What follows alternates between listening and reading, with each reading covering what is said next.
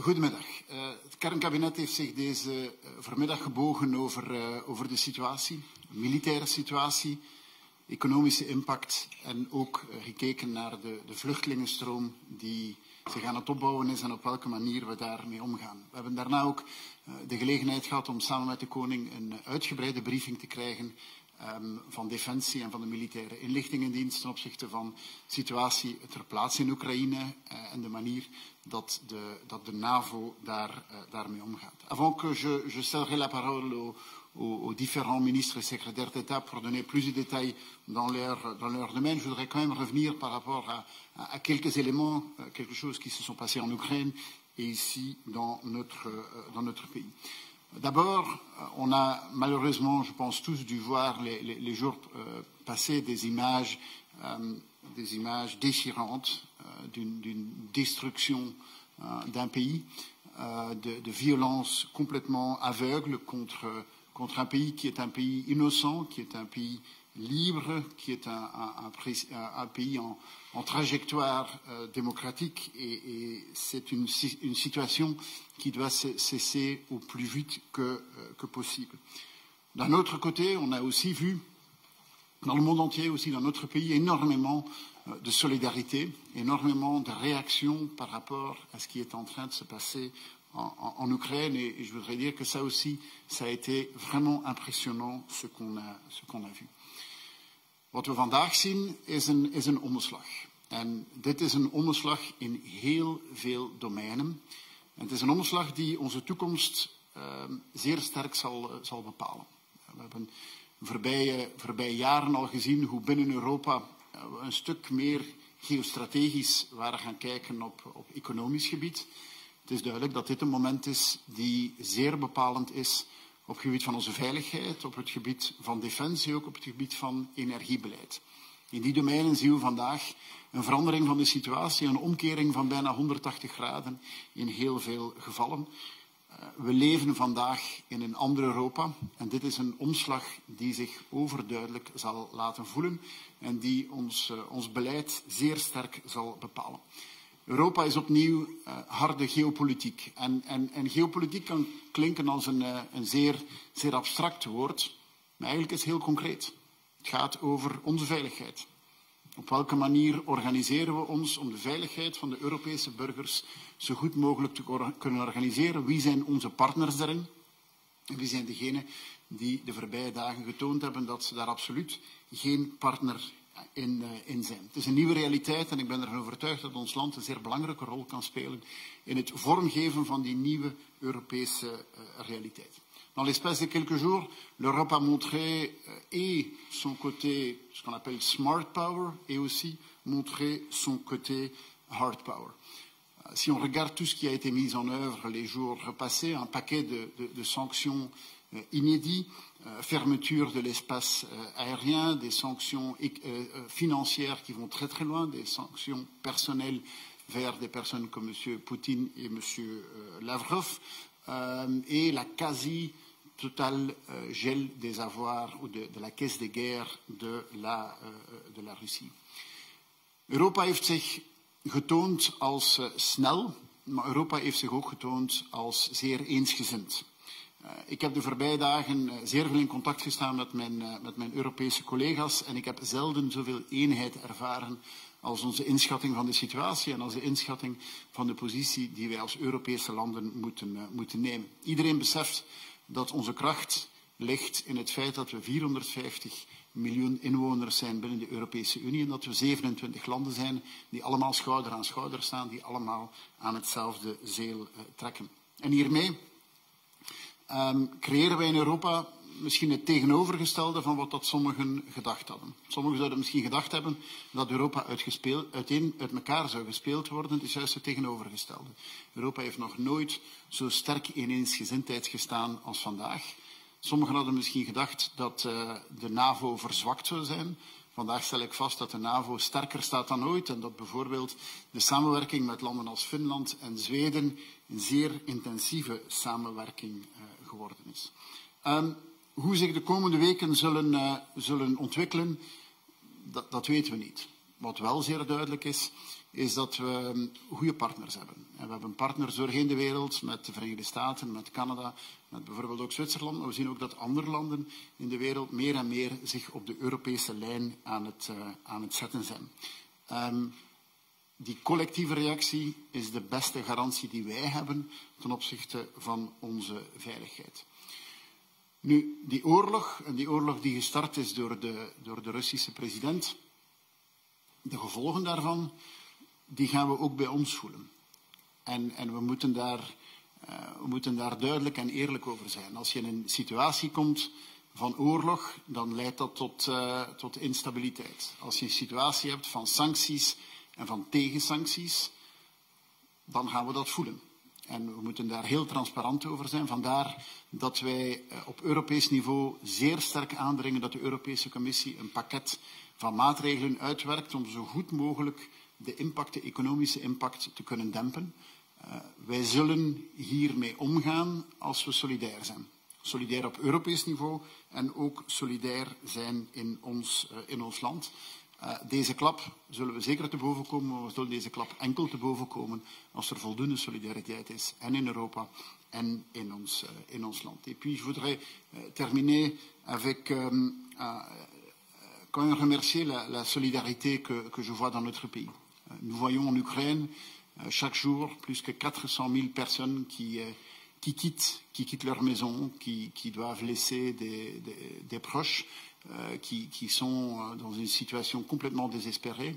Et je vois partout en Europe, mais aussi dans notre pays, beaucoup de solidarité. Des gens qui s'engagent, des gens qui disent qu'ils veulent aider, des gens qui disent aussi qu'ils sont prêts à accueillir des gens qui ont dû quitter l'Ukraine. Et je trouve ça un message très très positif. Je pense que très souvent notre pays a montré sa solidarité et je suis très content de voir qu'à ce moment-ci aussi dans notre pays, il y a énormément de gens qui montrent beaucoup de solidarité par rapport à une situation très grave pour une population innocente, une population qui n'a pas voulu cela en Ukraine. Voilà, je donnerai la parole au ministre de l'Extérieur. Dank u, goedemiddag allemaal. Het is inderdaad goed om de gelegenheid te hebben om een stand van zaken te geven van de situatie. De inval van in Oekraïne heeft ons de afgelopen dagen heel erg bewogen. En terecht, gezien het menselijke drama dat zich daar afspeelt en alle uitdagingen die erbij komen kijken. Ik denk dat de vastberadenheid van allen ook de ernst van de situatie illustreert en de aandacht waarmee we de laatste ontwikkelingen volgen.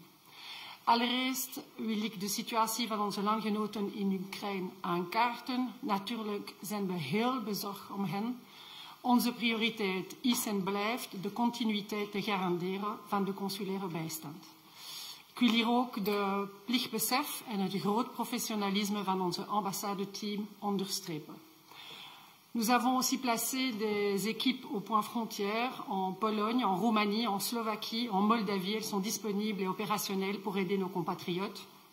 On a un centre de crise qui reste pleinement actif 24 heures sur 24 pour orienter les Belges qui en ont besoin. Alors, quelle est la situation en Ukraine? On comptabilise maintenant 294 personnes sous notre responsabilité, à savoir 232 Belges, leurs familles proches, 44, et des citoyens luxembourgeois, 18. Vous le connaissez, ce sont des chiffres qui sont en constante évolution en fonction des Belges qui partent, qui quittent, mais aussi en fonction des Belges qui continuent à se faire connaître. Nous maintenons en tout cas le plus possible le contact avec eux. Il faut savoir que toutes les situations individuelles sont différentes et donc les personnes qui sont encore sur place sont invitées à faire le point sur leur situation personnelle, de s'informer en conséquence. Et évidemment, s'ils peuvent le faire dans des conditions de sécurité suffisantes, nous leur demandons de quitter le territoire. Je réponds déjà d'emblée à une question, étant donné que l'espace ukrainien aérien est fermé actuellement, que les combats font rage, une mission de rapatriement n'est pas possible. Je réponds déjà à cette question puisqu'elle avait été posée la dernière fois, et c'est d'ailleurs la raison pour laquelle nous avions adapté les conseils aux voyageurs, parce que c'est le genre de situation que nous craignons évidemment quand la situation est plus difficile. Voor landgenoten die zich momenteel in Rusland bevinden, er zijn iets meer dan 900, hebben wij ook het reisadvies aangepast om rekening te houden met de recente sluitingen van het luchtruim. Wie op doorreis is, wordt sterk aangeraden het land te verlaten.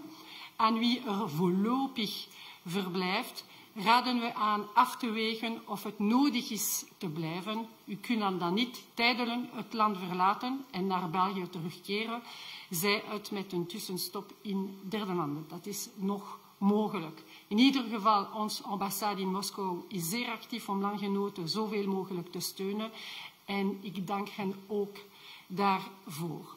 Zoals u ziet, het is van essentieel belang om regelmatig de reisadviezen te bekijken op de website van de Buitenlandse Zaken. Zo blijven de mensen op de hoogte van de laatste ontwikkelingen en kunnen adequaat reageren op voortdurende veranderde omstandigheden. Het is ook heel belangrijk dat mensen zich melden bij onze diensten, bijvoorbeeld via Travelers Online of op andere manier. Want we weten wel dat er zijn waarschijnlijk nog Belgen in Oekraïne die hebben zichzelf nog niet aanmelden. D'un point de vue diplomatique, maintenant, vous aurez constaté que des discussions se sont engagées hier entre la Russie et l'Ukraine. Alors c'est vrai que c'est un signal qui, dans des circonstances normales, pourrait être considéré positivement, mais je dois quand même souligner que, vu les circonstances actuelles, nous nous devons de mesurer nos attentes. La semaine prochaine sera, ou cette semaine d'ailleurs, sera encore chargée en contacts bilatéraux, en réunion au niveau européen à l'OTAN. Il y a une ministérielle OTAN des ministres des Affaires étrangères de l'OTAN en présence de la Finlande, de la Suède et du haut représentant européen Borrell prévu fin de semaine, de la même manière que nous avons aussi à nouveau un Conseil des ministres européens des Affaires étrangères. Vous voyez que nous nous réunissons souvent. Évidemment, nous pouvons y constater notre unité et aussi notre volonté de travailler ensemble. Au niveau européen, vous aurez constaté que nous avons effectivement adopté dimanche un troisième paquet de sanctions. L'objectif, évidemment, c'est de maintenir la pression sur Moscou de manière importante, mais aussi via les décisions qui ont été prises, par exemple, sur le European Peace Facility, de témoigner de notre grande solidarité avec l'Ukraine en leur donnant aussi les moyens de se défendre contre l'agresseur. Alors, cette politique d'isolement de la Russie au niveau diplomatique, nous avons l'intention évidemment de la continuer, que ce soit au niveau des Nations Unies ou au Conseil des droits de l'homme à Genève. On a une résolution à l'Assemblée générale des Nations Unies qui sera mise au vote demain et qui est de condamner la Russie et de l'enjoindre à cesser l'usage de la force et de se retirer. Et il y a aussi une session spéciale du Conseil des droits de l'homme qui se tiendra jeudi avec l'adoption d'une résolution créant une commission d'enquête sur les exactions commises en Ukraine ces derniers jours. Vous avez vu aussi ce que chaque fédération ou bien État membre au niveau direct et indirect a pu annoncer en termes de sanctions, de non-participation culturelle, sportive.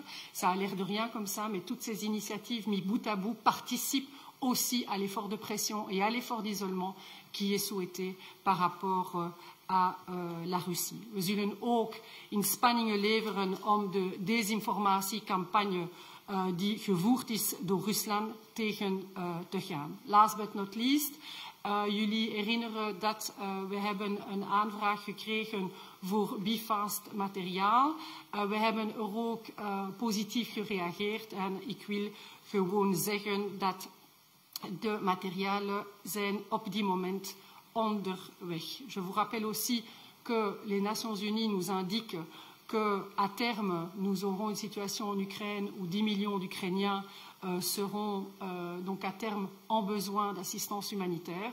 Et donc, nous sommes attendus aussi sur ce terrain-là. Nous regardons d'ailleurs ce que nous pouvons faire davantage avec notre collègue Myriam Kitty. Je vous remercie. Merci, la ministre de la Défense. Oui, bonjour à toutes et à tous et goedemiddag iedereen. Merci pour votre présence. Sinds enkele dagen hebben we te maken met een oorlogssituatie op ons continent. De situatie van vandaag volgt op een ongeziene Russische militaire machtsopbouw rond Oekraïne. Iets wat we in eerste instantie in de gaten hebben gehouden en hebben afgekeurd. We hebben ook altijd opgeroepen tot dialoog, maar sinds donderdag 24 februari zijn de kaarten radicaal door elkaar geschuurd en is onze militaire houding gewijzigd. Momenteel heeft de Defensie al een konvooi met militair materieel richting de grens met Oekraïne gestuurd. En het militair hospitaal heeft intussen het nodige personeel en de nodige middelen geactiveerd om patiënten te ontvangen. Daarbovenop heeft de kern beslist wapens en bijhorende munitie, als ook antitankraketten te leveren, op vraag van de Oekraïense overheid. Die leveringen zijn momenteel bezig en hebben al voor een deel plaatsgevonden. Pour des raisons de sécurité opérationnelle que vous comprendrez, je n'irai pas plus en détail sur le sujet. Dans le cadre de nos engagements au sein de l'OTAN, les unités immédiatement disponibles de la force d'intervention rapide de l'OTAN sont, depuis de nombreuses années, une force militaire activable uniquement en réponse à une crise majeure requérant la mobilisation rapide de la force de l'OTAN. Ce qui jusqu'à présent était hypothétique pour beaucoup d'entre nous devient une réalité pour la défense, pour son personnel et pour toute la nation. Ainsi, l'OTAN, avec l'accord de notre gouvernement, a décidé ce samedi 26 février de renforcer sa présence défensive et dissuasive aux frontières du territoire de l'Alliance en réaction à la guerre russe menée en Ukraine. Ce moment est un moment géopolitique majeur. Je pense que nous en avons tous conscience. C'est également pour cette raison que je souhaite profiter de cette occasion pour remercier tous les militaires et tout le personnel de la défense qui, conformément à leurs devoirs, ont répondu présent à l'appel de leur commandement. Ils font écho à l'excellente réputation des Belges au sein de l'Alliance, un partenaire modeste par la taille, certes, mais d'une grande fiabilité. Dans les prochains jours, la Défense enverra un détachement de la taille d'une compagnie interarmes de 300 militaires en Roumanie au sein d'un battle group français. L'unité militaire qui conduira ce déploiement est le 1er et 3e lancier, un bataillon de marchands Famenne. De nombreux éléments issus d'autres unités de service et d'appui au combat, ainsi que la composante médicale, font partie de cette force belge activée et déployée pour la première fois. Leur mission est une mission défensive et de dissuasion aux frontières de l'Union européenne dans l'espace de l'OTAN. De veiligheidssituatie van het conflict en de mogelijke gevolgen daarvan maken uiteraard onderwerp uit van een permanente opvolging en analyse. Gezien de evolutie van de situatie houdt Defensie zich klaar voor elke mogelijke verandering.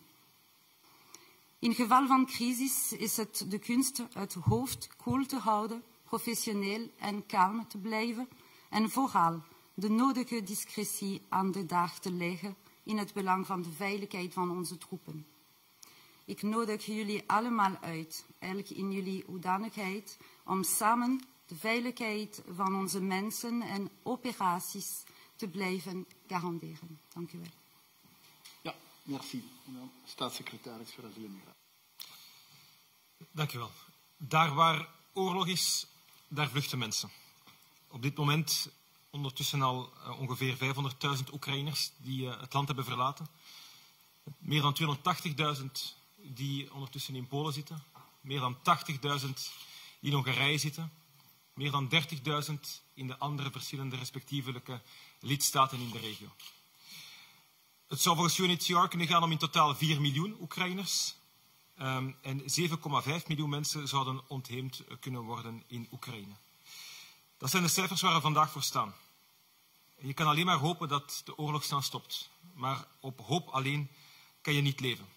En daarom heb je nood aan landen die zich solidair tonen ten aanzien van Oekraïne op alle mogelijke gebieden en ook wat betreft het opvangen van personen die vluchten voor de bommen die daar vandaag vallen. De Europese lidstaten die aan Oekraïne grenzen, die maken er een eerzaak van om zoveel mogelijk Oekraïense onderdanen op te vangen. Ze melden voorlopig geen moeilijkheden bij het beheer van de opvang, maar uiteraard kunnen ze dat niet alleen. En dus moet je je voorbereiden, en dat is ook aan ons om vanuit België al het nodige in het werk te stellen binnen de Europese familie om onze solidariteit duidelijk te maken. Op dinsdag 21 februari heb ik met mijn diensten samengezeten om in kaart te brengen wat de uitdagingen zouden zijn als een groot aantal Oekraïners op ons grondgebied aankomt en tijdelijk bescherming zou krijgen. Op zaterdag 26 februari heb ik dan ook een taskforce opgericht voor bescherming en opvang van Oekraïners, die meteen ook op zondag is samengekomen.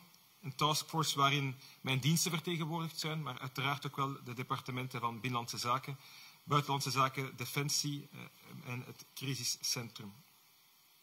De taskforce die komt voorlopig ook elke dag samen en zal nog met andere departementen worden uitgebreid. Er was ook gisteren een vergadering met de gouverneurs en het crisiscentrum. En ik kom net terug van de interministeriële conferentie die net heeft plaatsgevonden, waar dat we ook kijken met de regio's wat de uitdagingen zijn die zich op regionaal vlak zullen voordoen. En janvier 2022, un total de 12 demandes de protection internationale en provenance d'Ukraine ont été enregistrées. Donc, 12 demandes pour le mois de janvier. Les chiffres ont augmenté en février 2022. Jusqu'à 25 février, 54 demandes de protection internationale ont été déposées, dont 31 le jeudi 24 et le vendredi 25 février. Lundi 28 février, quelques 300 personnes se sont présentées à la porte du centre d'arrivée à Bruxelles, et dont parmi eux se trouvaient 90 Ukrainiens environ. Il s'agit donc d'un nombre exceptionnel élevé, sachant qu'en 2021, par exemple, il n'y avait que 118 demandeurs de protection internationale en provenance de l'Ukraine. Bien sûr, la plupart d'entre eux, ou quasiment tous, sont des Ukrainiens qui étaient déjà sur le territoire belge. Savoir ce qui va se passer dans les jours, les semaines et les mois à venir, ça sera la question à répondre.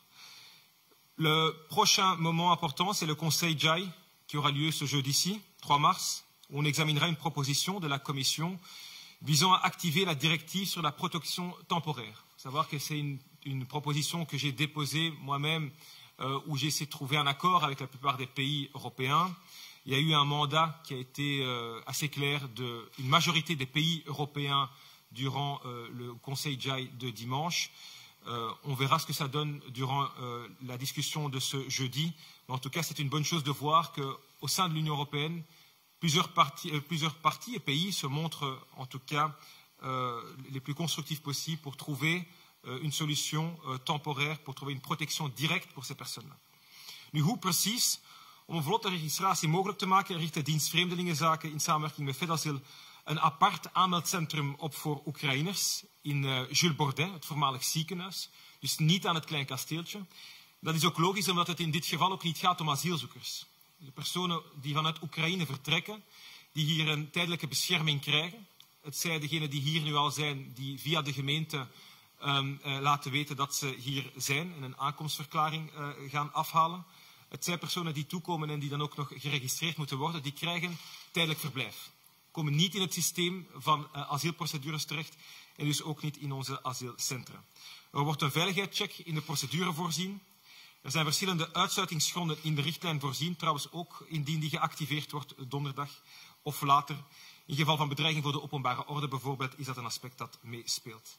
Mensen die het statuut tijdelijke bescherming krijgen, zullen dan ook een verblijfsrecht krijgen voor een jaar, met een mogelijkheid om die 2 maanden te verlengen voor 6 maanden. Les personnes bénéficiant du statut de protection temporaire ont accès immédiat au marché du travail. Et en principe, une personne ayant le statut de protection temporaire n'est pas inclus donc dans le réseau d'accueil de FedAsyl. Toutefois, compte tenu des besoins d'accueil et de logement qui peuvent exister pour les Ukrainiens arrivant sur notre territoire, un accueil est prévu pour les personnes qui en ont besoin. Et donc comment? Et à la première phase, qui est donc la phase d'accueil de crise, qui se fait donc à Bruxelles, à Jules Bordet, l'ancien hôpital, par FedAsyl. Ces personnes restent là hébergées pendant quelques jours pour ensuite être dispatchées vers les communes. Et donc, pour organiser ce flux vers les communes, c'est la raison pour laquelle on a eu cette discussion aussi durant la conférence interministérielle avec les régions, et que hier, au niveau des provinces, une communication a été envoyée vers les communes. Une communication dans laquelle, bien sûr, un logement est prévu pour chaque personne qui reçoit l'opportunité d'être en Belgique, vu que cette personne-là n'est pas un demandeur d'asile, et donc cette personne doit trouver un logement, mais il faut essayer d'avoir une période où il y a des logements de crise au niveau des communes qui doit être facilitée. Et donc c'est la raison pour laquelle je suis heureux de constater, ensemble avec Monsieur le Premier ministre, qui l'a dit à juste titre, qu'il y a une solidarité énorme au sein de notre population. Et donc on a lancé hier l'hashtag Place Dispo, hashtag Plek Vrij. On a été à la recherche de citoyens, enfin pas à la recherche, on a voulu répondre aussi à la demande de beaucoup de communes et de citoyens de pouvoir justement accueillir des personnes. En dus de bedoeling hiervan is vooral om gemeenten de mogelijkheid te geven om collectieve structuren mogelijk te maken als soort van crisishuisvesting in afwachting van een finale huisvesting. En ik kan daarvan alleen maar zeggen, concluderend, dat die oproep massaal positief beantwoord wordt. We zijn 12 uur verder. En ondertussen hebben al meer dan 100 gemeenten aangegeven dat ze hieraan willen meewerken. Dat is een positief signaal en ik denk dat we daarop verder moeten gaan. Ik denk afsluitend dat we zeker niet de problematieken moeten onderschatten, maar we moeten vooral de opportuniteiten omarmen om te bewijzen dat we als Europese Unie, als Europeanen in staat zijn om te doen wat van ons verwacht wordt, namelijk onze buren te beschermen, mensen te beschermen die van verder komen en die nood hebben aan bescherming. Dat doen we vandaag de dag en het is dankzij de solidariteit die vandaag zo aanwezig is bij ons, dat ik overtuigd ben dat we in staat zijn om dat in goede banen te leiden. Ja, dank u wel. Misschien nog toevoegen dat we op het gebied van humanitaire hulp ook middelen vrijgemaakt hebben. Minister Kittier maakt 3 miljoen humanitaire hulp vrij en minister Van den Broeke 3,4 miljoen medicatie en medische hulpmiddelen die gestuurd worden via het Emergency Response Coordination Center van de Europese Unie. Zijn er vragen? Ja, Bart. Moet Oekraïne, wat ons land betreft, lid kunnen worden van de Europese Unie? Wel, Oekraïne maakt deel uit van de Europese familie. Net zoals een aantal andere landen die geen lid zijn van de Europese Unie. Ik denk dat we wel rekening moeten houden met de nieuwe geopolitieke context. Er is een nieuwe geopolitieke context waarin het zeer duidelijk is wie onze partners zijn. En vooral wie de landen zijn die naar de Europese Unie kijken en die de Europese Unie zien als een baken van stabiliteit, van veiligheid en van democratie. En dus, ik hoop dat die oorlog zo snel mogelijk stopt. En dan moeten we op een zeer doorgedreven manier gaan samenwerken met Oekraïne. En die uitgestoken hand van Oekraïne, die moet je aannemen. Maar als je dat snel wilt doen, dan moeten we daar een aangepaste vorm van partnerschap toe vinden. Lidmaatschap is een proces van vele jaren, waar een aantal landen mee bezig zijn. En dat is een zeer lang proces met zeer zware hervormingen, dat volgens mij veel te traag zou zijn om die uitgestoken hand van Oekraïne aan te nemen. Dus mijn antwoord erop zou zijn, ja, we nemen die uitgestoken hand aan en zo snel mogelijk samenwerken en hoop dat die oorlog stopt. Maar Europees lidmaatschap is gans iets anders. En dat is een veel langer proces. Heeft Ursula von der Leyen dan niet een stukje olie op het vuur gegooid door nu al dat lidmaatschap in het vooruitzicht te stellen? Het is ook al aangevraagd door Zelensky ondertussen. Maar je moet ook wel goed kijken naar wat mevrouw von der Leyen gezegd heeft. Het is een proces en de hervormingen die nodig zijn om lid te worden van de Europese Unie, wel, je kan de vraag stellen aan Albanië en Noord-Macedonië, die door een zeer lang proces gegaan zijn en die stap voor stap in die richting gaan. Ja, de Europese Unie is natuurlijk niet gesloten voor landen die zeggen wij willen ons in dat lang proces inschakelen. Maar ik denk eerlijk gezegd, die uitgestoken hand die Oekraïne naar de Europese Unie doet en die zegt van ja, wij willen eigenlijk jullie partner zijn, dan moet je die uitgestoken hand niet afslaan. Maar je moet dat veel sneller kunnen doen en dan moet je naar een andere vorm van partnerschap gaan. Misschien niet alleen voor Oekraïne, er zijn ook andere landen in die regio met wie een zeer fors doorgedreven samenwerking van de Europese Unie met die landen best wel iets kan zijn dat in de nieuwe geopolitieke context een belangrijke is ook voor de veiligheid van ons als Europeanen.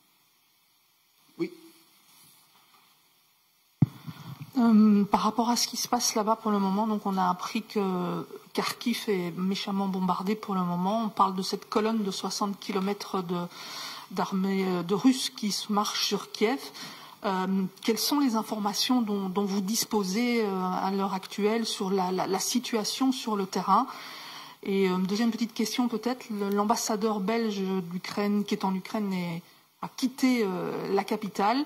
Ça veut dire que quoi maintenant pour les Belges qui sont encore là? Est-ce qu'ils doivent se débrouiller pour se mettre à l'abri? Merci. D'abord, on a eu un briefing détaillé sur la situation en Ukraine et c'est un briefing qui est naturellement confidentiel. Mais en grande ligne, oui, la situation est très inquiétante naturellement et on se fait énormément de soucis pour cette population ukrainienne qui est innocente, qui n'a pas demandé cela. Et donc je pense que ça reconfirme la demande, pas uniquement de nous, Européens, mais de tellement de gens au monde, d'arrêter cette folie et d'arrêter cette guerre et de passer à un cessez-le-feu et de parler. C'est bien qu'il y ait un début de négociation, mais ça se passe toujours mieux quand il y a un cessez-le-feu quand même. Et peut-être par rapport au... Comme je l'ai dit dans mon exposé introductif, nous demandons à chaque Belge sur place d'évaluer sa situation. Une situation n'est pas l'autre et on sait à quel point, en fonction de l'endroit où vous êtes, de la précarité de l'endroit où vous êtes, si vous avez suffisamment d'eau, si vous avez suffisamment de vêtements chauds, si vous avez une capacité de vous déplacer ou pas dans des conditions suffisamment sécures. Je dis suffisamment sécures parce que en guerre, vous ne pouvez pas garantir cela. Eh bien, en fonction de cette analyse, je dirais quasi personnelle, on demande aux Belges de quitter le territoire. Comprenez aisément que je ne vais pas ici parler de la situation personnelle et particulière de tel ou tel individu s'agissant de leur sécurité. En tout cas, ce que je peux vous dire de manière extrêmement claire, c'est que l'assistance consulaire continue, qu'il n'y a, peu importe les mouvements qui pourraient avoir ou ne pourraient pas avoir lieu, il n'y a en aucun cas de rupture de charge dans la prise en charge des Belges. J'ai rappelé aussi qu'il y a des équipes consulaires qui sont placées à différents endroits stratégiques et donc nous continuerons à travailler dans ce sens. Peut-être répondre par rapport à la situation sur place. Donc, c'est vrai que je pense qu'on peut dire que la Russie a certainement sous-estimé certains éléments au début, donc que ce soit au niveau de la résistance ukrainienne, que ce soit au niveau de l'adhésion aussi de la population ukrainienne, en termes de besoins logistiques également, et aussi au niveau de l'unité internationale. On se retrouve finalement face à un bloc soudé qui à la fois fournit du matériel à l'Ukraine, qui prend des sanctions, qui ferme l'espace aérien. Seulement, il faut savoir que aujourd'hui, la Russie n'a pas déployé la pleine capacité, la pleine mesure de ses capacités. Et donc, elle a encore évidemment du matériel et des hommes en réserve. Et donc, on peut craindre qu'il y ait que ça prenne du temps, qu'il y ait davantage d'escalade et malheureusement davantage de victimes. Ce qui se passe pour le moment, effectivement, est très préoccupant et va dans ce sens-là. Nous espérons, comme l'a dit le Premier ministre, qu'il puisse encore y avoir à un moment donné un dialogue et diminuer cette escalade. Mais actuellement, ce sont des combats et on sait qu'il y a en réserve toute une série de capacités, ce qui ne nous rassure pas. Oui.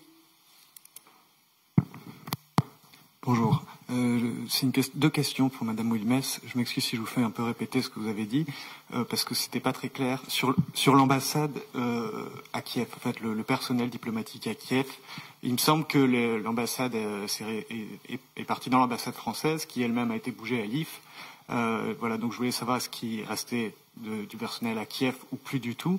Et l'autre question, c'est M. Zelensky, le président ukrainien, a signé un décret qui autorise des citoyens étrangers à venir combattre en Ukraine. Si la question se pose pour des citoyens belges, quid de de ces personnes-là, de leur statut? Est-ce que c'est une situation qui est suivie? Je vous remercie. Alors je pense, contrairement à ce que vous estimez avoir répondu très clairement à la première question, et en ce qui concerne la deuxième, évidemment, il s'agit d'un terrain de guerre. Donc en aucun cas nous conseillons à nos ressortissants de se rendre sur les lieux, en dehors même de tout appel qui pourrait être fait, et ceci en parfaite cohérence avec nos conseils sur le site des affaires étrangères. Alors oui, c'est une situation que l'on suit, c'est d'ailleurs une situation que l'on a abordée ce matin en briefing Kern avec la Défense, parce que c'est une situation effectivement particulière et particulièrement dangereuse. Et donc nous avons demandé de pouvoir analyser ça aussi de manière juridique, parce que on ne part pas sur des terrains d'opération prendre le fusil dans n'importe quelle condition. L'autre point aussi qui est important à souligner, c'est que la Belgique en tant qu'État, je pense, est au rendez-vous. Je pense que la Belgique en tant qu'État est au rendez-vous pour l'Ukraine. On a déjà expliqué que ce soit au niveau multilatéral, dans des enceintes comme les Nations Unies, le Conseil de l'Europe, que ce soit au niveau de l'Europe, au niveau de l'OTAN ou encore au niveau bilatéral, puisque nous avons à la fois décidé très rapidement, on était d'ailleurs dans le peloton de tête, d'envoyer des armes aux Ukrainiens pour qu'ils puissent se défendre, de la même manière que nous avons décidé aussi très rapidement, on était aussi dans le peloton de tête, de répondre positivement aux demandes de protection civile, de tentes, de kits, et que Myriam Kittir a déjà fait, ainsi que Frank van den Broek, des propositions de dons supplémentaires en termes humanitaires et médicaux, sachant que ceci n'est pas terminé. Ja, dernière question alors, oui, Véronique. Bonjour, vous avez dit que les sanctions auraient un prix. Est-ce que vous avez déjà planché sur des mesures que la Belgique ou que vous demandez à la Commission européenne de prendre pourrait être? Qu'est-ce que ça pourrait être concrètement? Est-ce que ça concerne notamment l'énergie? Pour l'instant, on connaît les sanctions que l'Europe a prises. On ne sait pas encore s'il y aura des sanctions de retour et lesquelles elles seront. Donc c'est difficile pour l'instant de déjà venir avec des mesures. Mais c'est vrai que l'analyse se fait. L'analyse se fait au niveau européen et l'analyse se fait en Belgique, en Belgique aussi. Donc on se prépare à évaluer cet impact. On s'attend à cela. Voilà, on sera prêt à prendre des décisions si on doit les prendre. Ok, merci.